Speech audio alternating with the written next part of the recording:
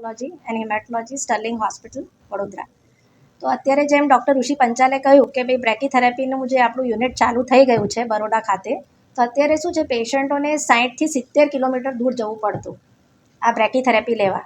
તો બહેનો બહારનું શેક તો લઈ લે, પણ અંદરનો શેક લેવા માટે એમને 2 કલાકની મુસાફરી કરીને જવું પડે. અત્યારે એમના ઘર બારણે આ શેક અવેલેબલ છે. અને અમારી સૌથી સિનિયર મોસ્ટ ટીમ છે અત્યારે વડોદરા ખાતે કેન્સર માટે.